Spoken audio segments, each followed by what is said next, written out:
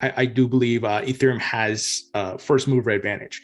But one thing that is in the back of my mind and thinking about the future of adoption are these gas fees. How do you personally look at this? And do you see this as a risk that a Solana and some other Polkadot or something can overtake Ethereum eventually as a result? Maybe. I'm indifferent. I have no emotion about does Solana become a larger network. It's a trade-off between centralization and decentralization. The reason the gas fees are so expensive in Ethereum is because it's so popular. Mm. So that opens up opportunities for other chains. Do they become a chain that ends up being larger than Ethereum? Who the hell knows? And it doesn't really matter. People take it like it's a personal thing. It's like, do I care whether Google is bigger than Apple or Apple bigger? No, they're all going to exist. Are you concerned, or maybe it's just early where it doesn't matter at this point?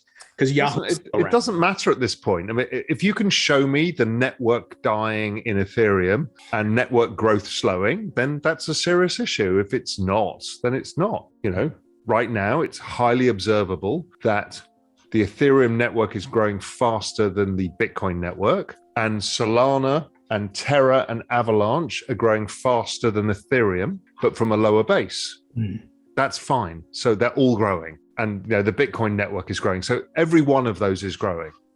And so at this stage, it doesn't matter. This is what makes Metcalfe's law interesting, because you can have a chain like Doge, which has a lot of investors, but not enough use cases.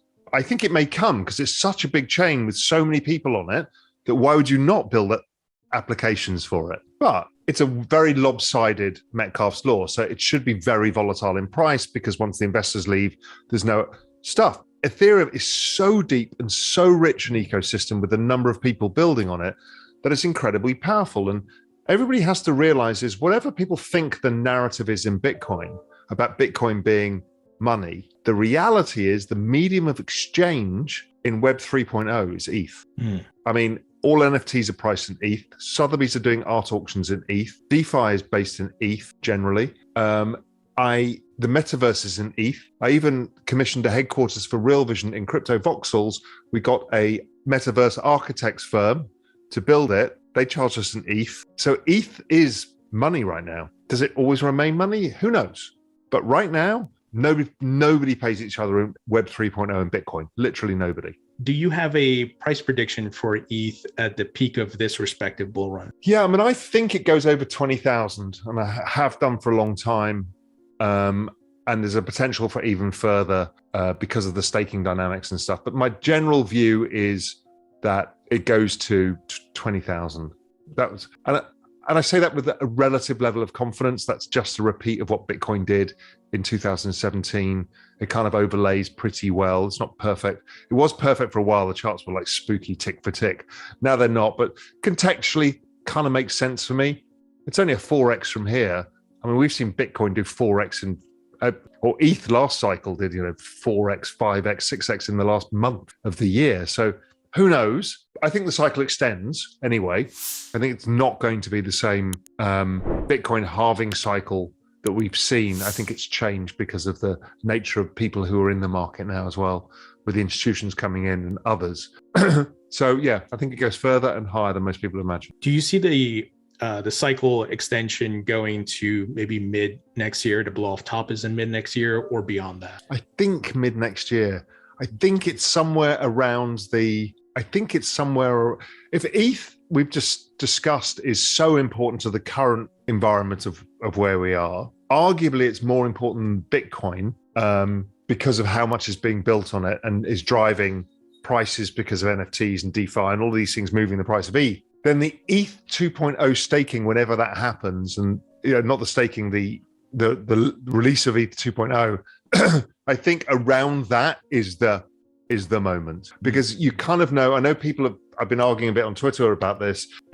I've always said that the moment it's released is probably a buy the rumor, sell the fact, and everyone's like, yeah, but my ETH's already going to be locked for a longer period. But I can front run you because I know you have to sell your ETH. You might sell your ETH as soon as you're unlocked. So why would I give you the benefit of higher prices to sell into? Markets know positions. So there's nothing worse than ETH 2.0 out, you're still locked, and I get to sell because I didn't stake, and you're trapped watching the prices fall. Hmm. Let's talk Markets love pain. yeah, and I know you've talked about it too, that the little guy gets the front run a lot of the institutions this time around. Yeah, I mean, all the way through, the little guys have front run the institutions. I've launched this exponential age asset management, which is a fund of hedge funds that invests in crypto hedge funds. There's a lot of people like, why didn't you let the little guys in? I'm like, I can't legally because of the law, and I understand that it's unfair. And yes, I'm doing some other projects that will help that. But don't you understand? Me bringing in new money into the hedge fund space in crypto drives up the value of your tokens, and you are front running them just as I promised you would.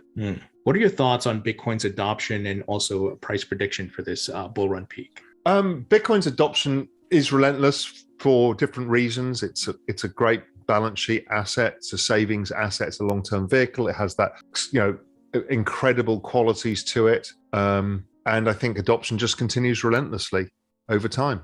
So I don't see any change to that whatsoever, even if the layer 2 doesn't really take off, even if they don't build smart contracts on it, I don't think it matters. I think Bitcoin has its value proposition and people are pretty comfortable with it.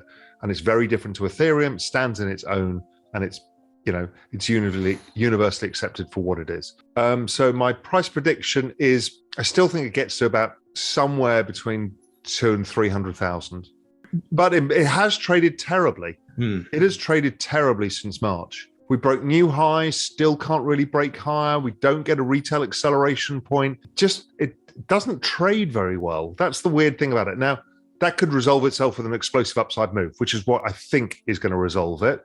But it really has not traded well this year. It's basically gone nowhere all year since the beginning, since March. Well, look, I mean, I'm looking at my screen. As of today, Bitcoin is up 95% this year. Ethereum's up 517% this year. And XRP that's on my screen is up 335% this year. So Bitcoin's been the worst asset to own of the majors. You mentioned, we could see some explosive growth.